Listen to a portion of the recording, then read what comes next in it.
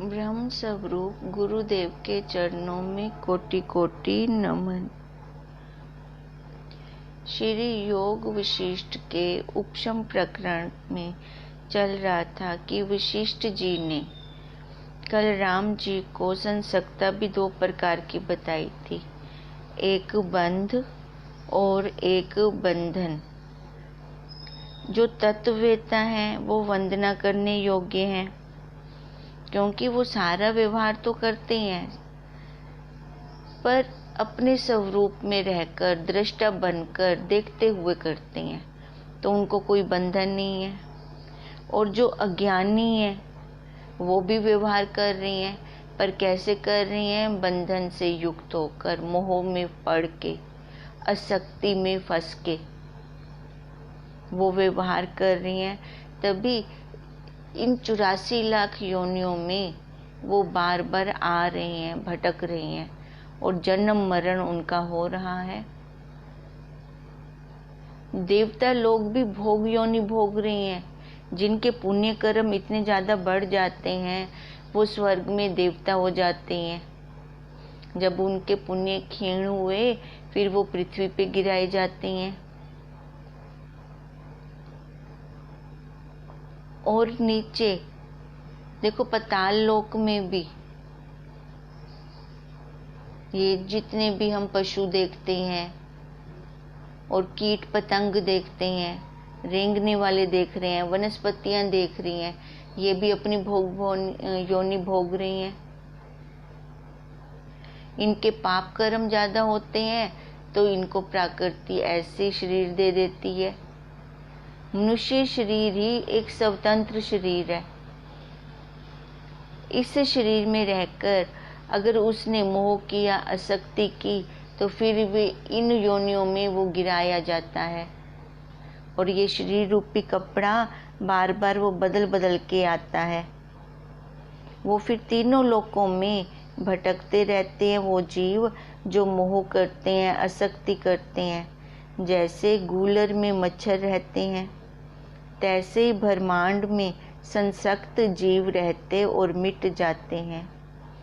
काल रूपी बालक का जीव रूपी गेंद है, वह उसे कभी नीचे को उछालता है और कभी ऊपर को उछालता है।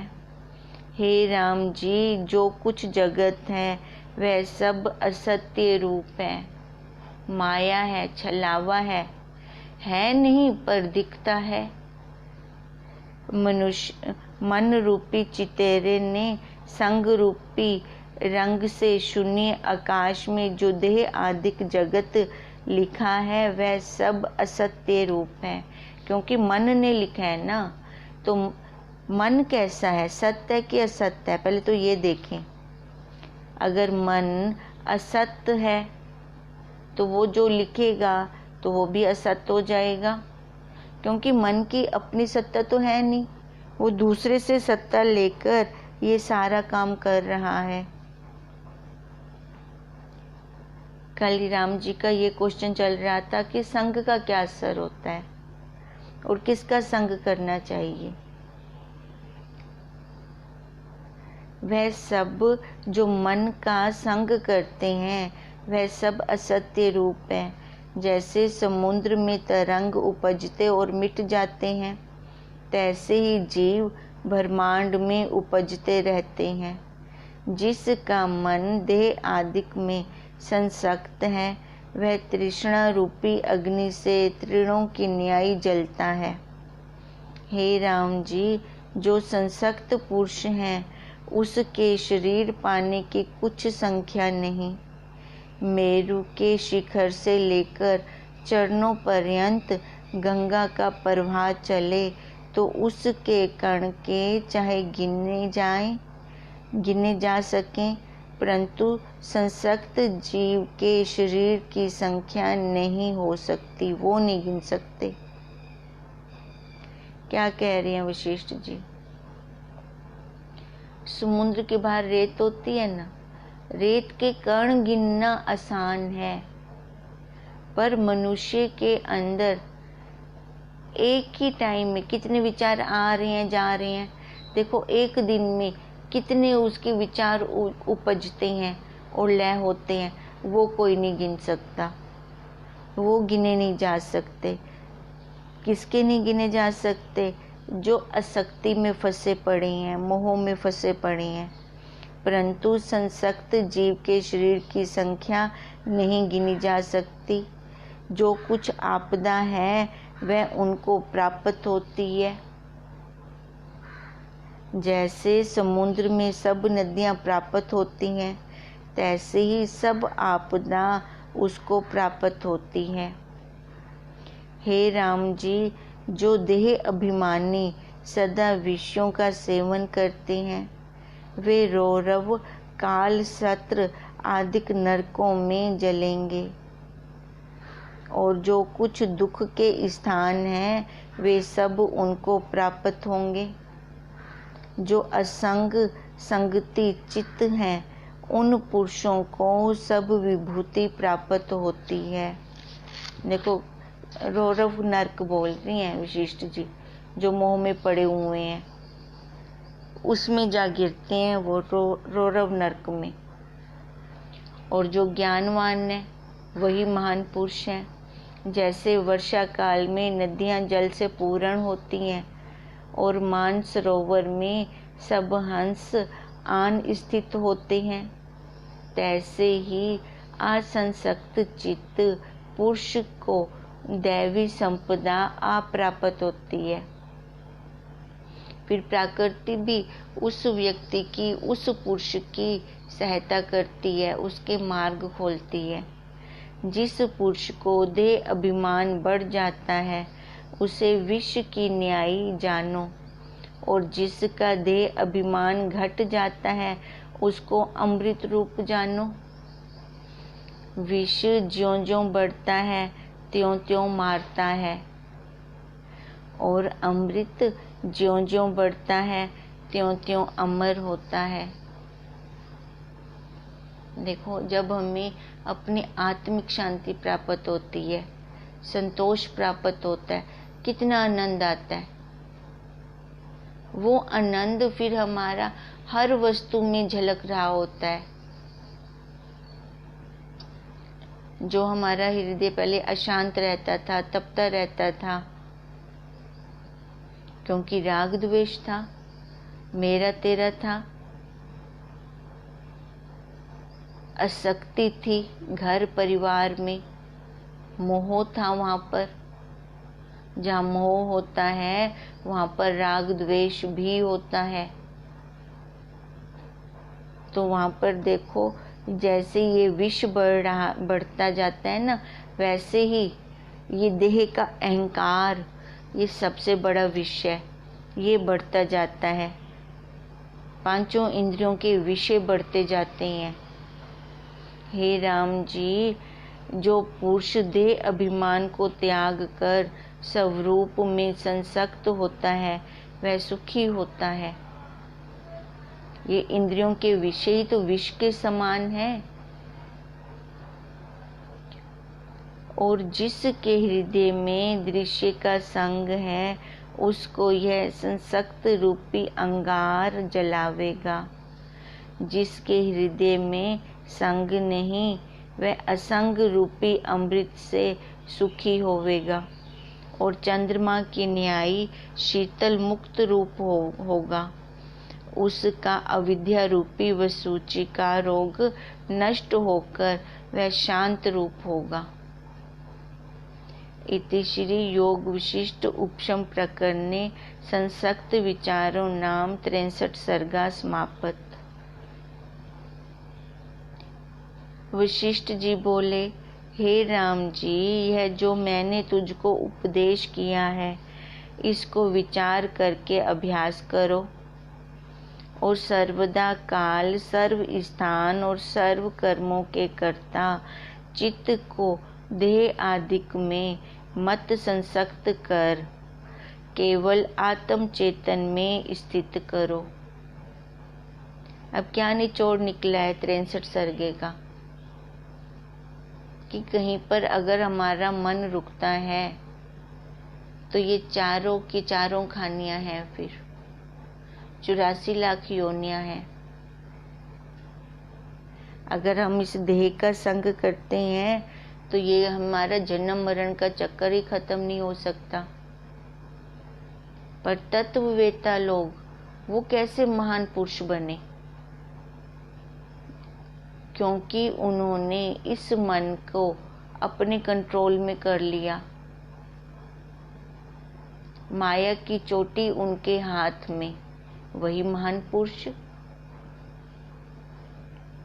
हे राम जी, किसी वस्तु को सत्य जान के चित्त ना लगाओ, ना आकाश में, ना अध्यय में, ना ऊर्ध्व में, ना दिशा में, ना बाहर, ना भीतर, ना प्राण में, ना उर में, ना मूर्धा में, ना तालु में, ना भौवों के मध्य में, ना नासिका में, ना जागृत में, ना स्वप्न सुषुप्ति में, ना तम में, ना प्रकाश में, ना श्याम में, ना रक्त में, ना पीत में, ना श्वेत में, ना स्थिर में, ना चल में, ना आदि में, ना अंत में, ना मध्य में, ना दूर में, ना निकट में, ना चित्त आदि अंतःकरण में, ना शब्द में, ना स्पर्श में, रूप रस गंध में, और ना कलना अकलना में चित्त लगावे।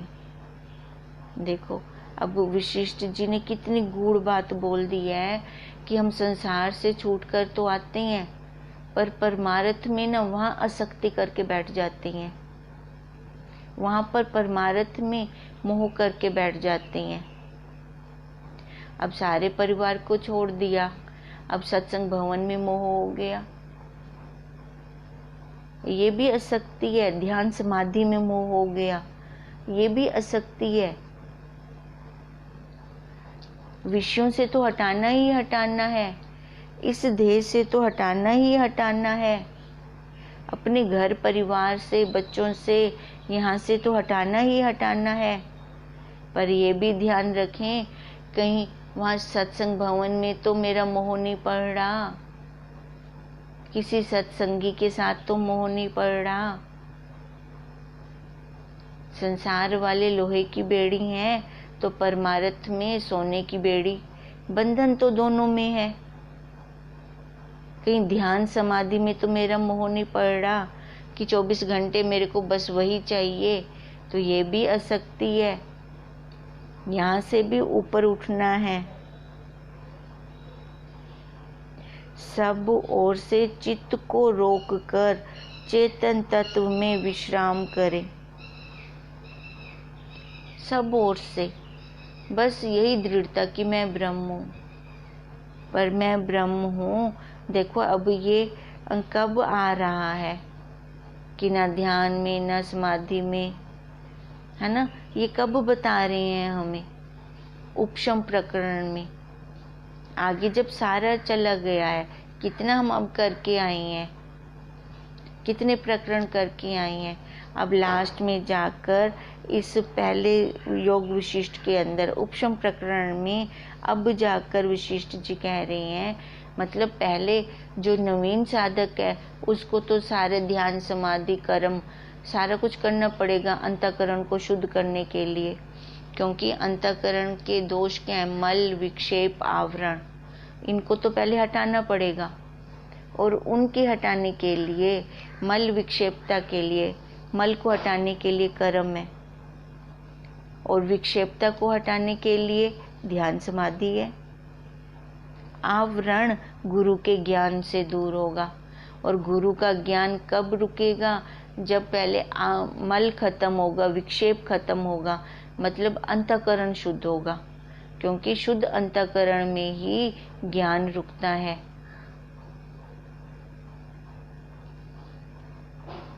इसलिए सब ओर से अब ये लास्ट में जाकर बोल रही हैं, कोई नवीन साधक हो वो ये मत सोचे कि हमें ध्यान नहीं करना, हमें समाधि नहीं करनी। नहीं, पहले वो साधन है वो अपनाने पड़ेंगे। बाद में जब साधनों की अति हो जाती है फिर हम उनको भी छोड़ देते हैं, फिर अपने स्वरूप में स्थित होते हैं। देखो, साधन हम घर के अंदर लेकर नहीं जाते, साधन को बाहर से ही रफा दफा कर देते हैं। अब ऐसे ये भी सारे साधन है। माला भी हमारी एक साधन है, हमारी मंजिल नहीं है। वहां तक पहुंचाने का हमारा एक चप्पू है, जिसको हम चलाते रहेंगे तो हमारी नाव अपनी मंजिल पे पहुंचेगी। इसलिए वशिष्ठ जी कह रहे हैं, सब ओर से चित्त को रोककर चेतन तत्व में विश्राम करें। द्वैत्व को लेकर चेतन तत्व का आश्रय ना करें। दो में न भटकें, दो में न देखें।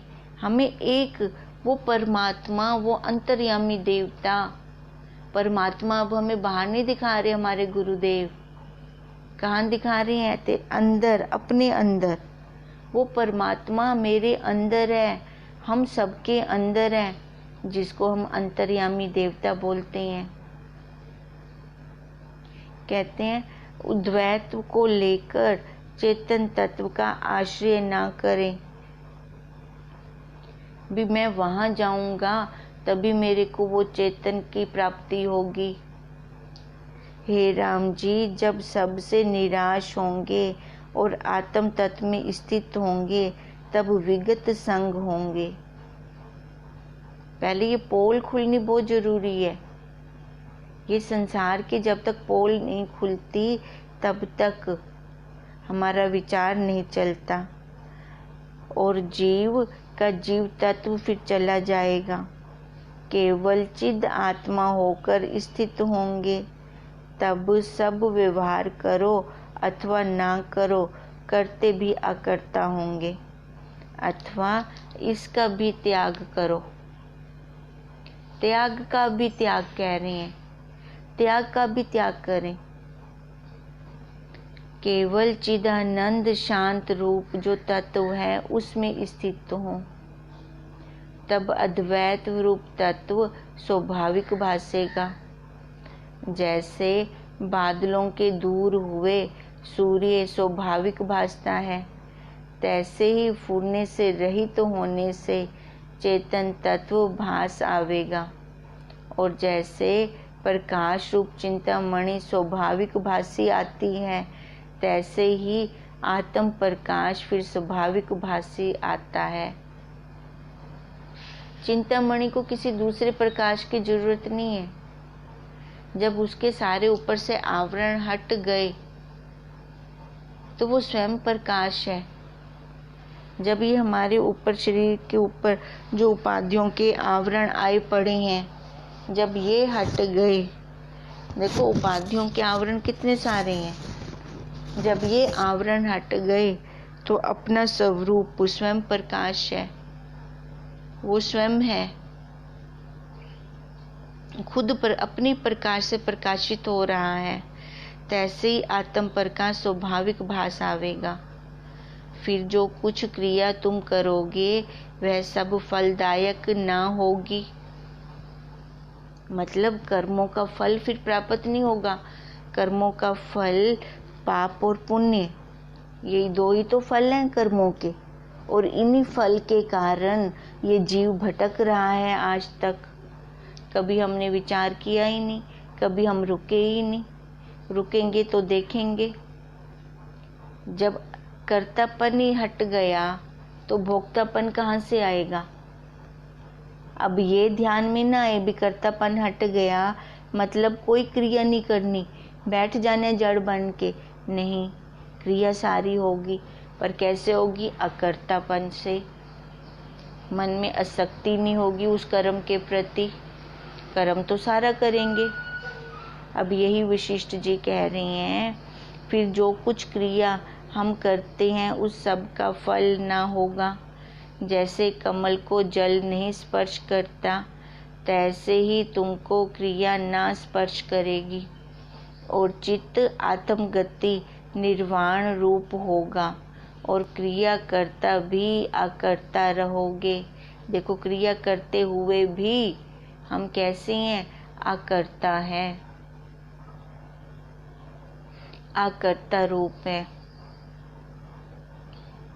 इति श्री योग विशिष्ट उपशम प्रकरणे शांत समाचार योग उपदेशो नाम 64 सर्गा समापत।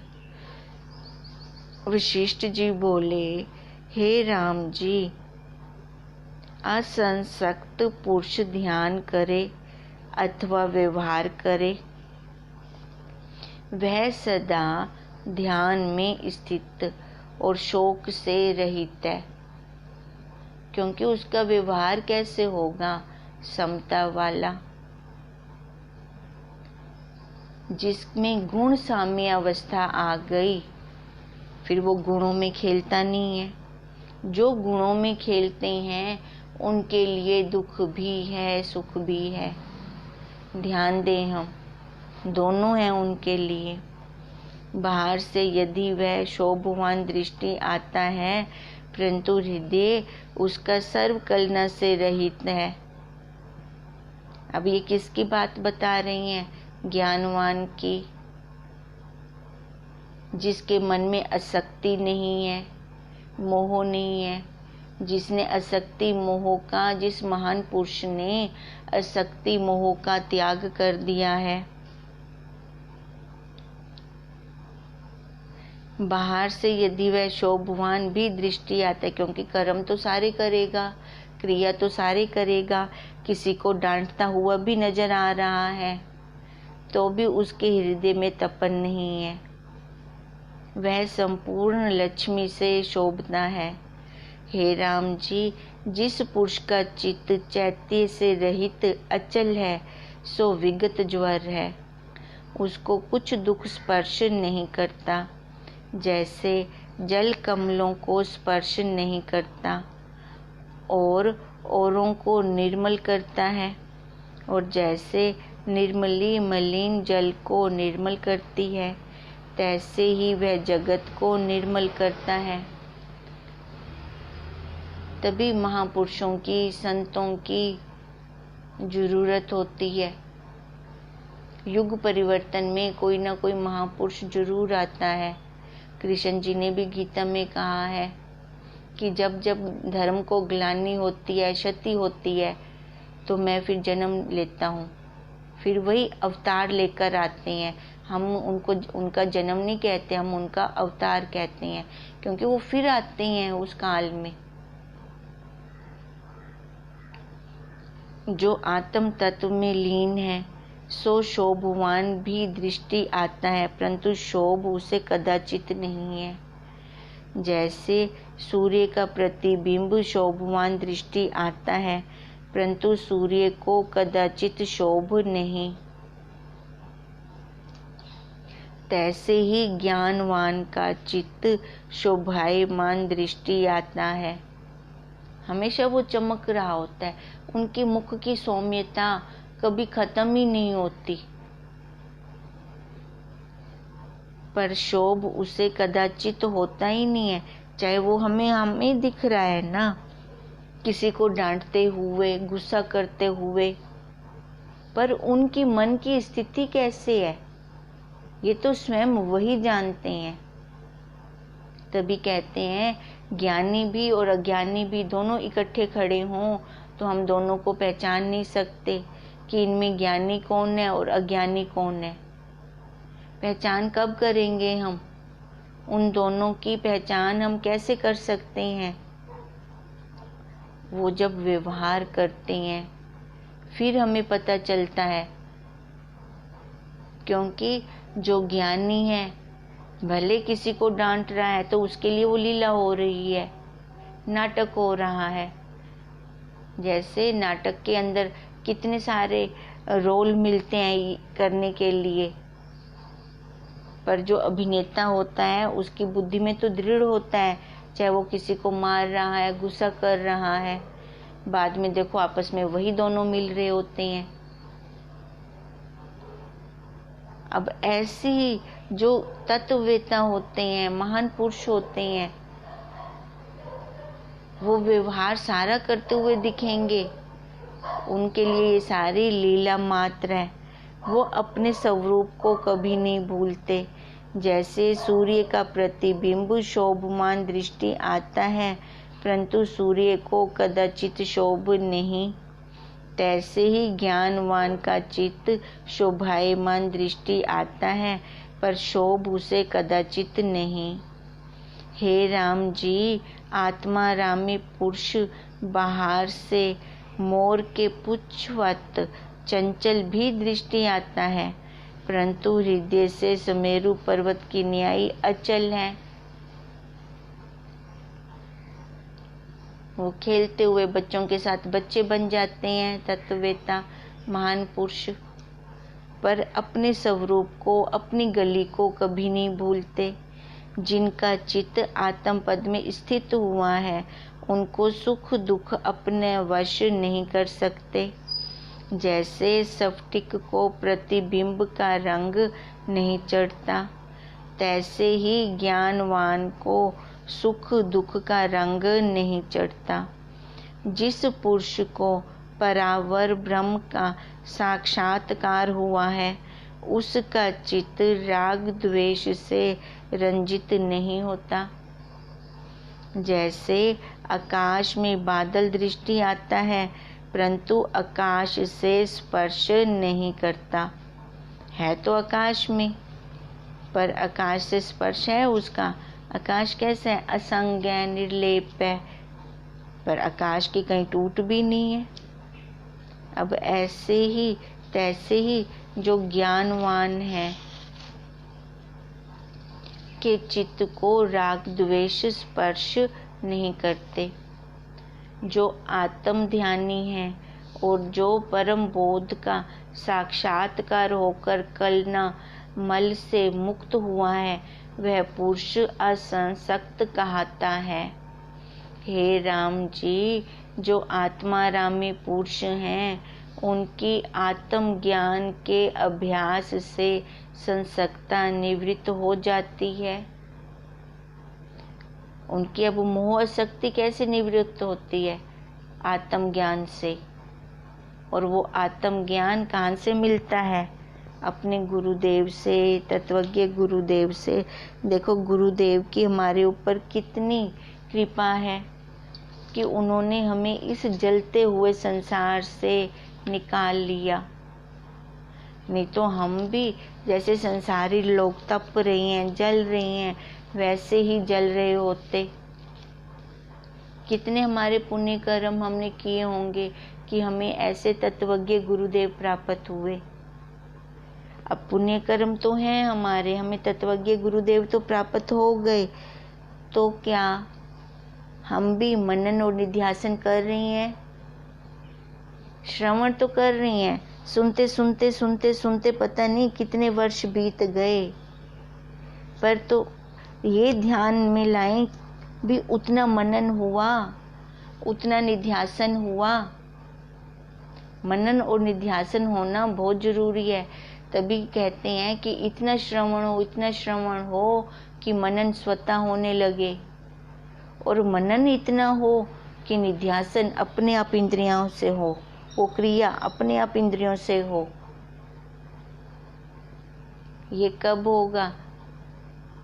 जब हम अपने साथ ईमानदारी बरतेंगे। सबसे देखो कितनी विचित्र वाली बात है।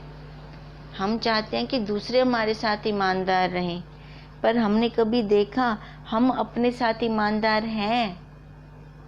जो ये अगर ईमानदार होते ना, तो ये जन्म पे जन्म न लेते हम, ये ऐसे ही शरीर रूपी कपड़ा न बदलते रहते। सबसे बड़ा धोखा हम अपने आप को दे रही हैं, पर हमारी दृष्टि नहीं जाती वहाँ पर, हम रुकते ही नहीं है वहाँ पर। देखें, हम रुकें, जब रुकेंगे तो दिखेगा। गुरुदेव ने तो पूरी पोल खोल दी है, बाकी देरी किस बात की? हमारे पुरुषार्थ की। ओम ओम हरि ओम तत्सत, हरि ओम तत्सत, हरि ओम तत्सत।